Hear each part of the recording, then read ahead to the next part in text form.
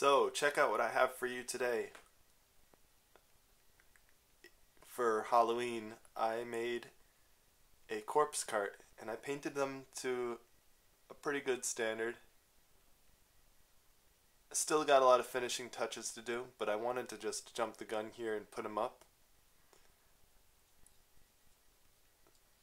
So there he is.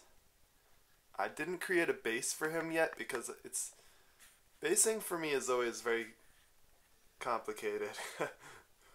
But there it is, and I hope you guys like this for Halloween.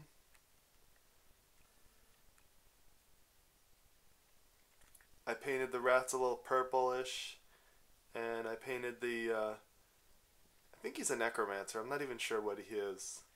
I painted him like he was dead already,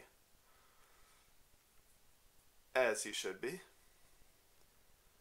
But then I didn't really want to do blood stains on the knife of this, but I did blood stains on everything else. So there it is. The zombies pulling a corpse cart.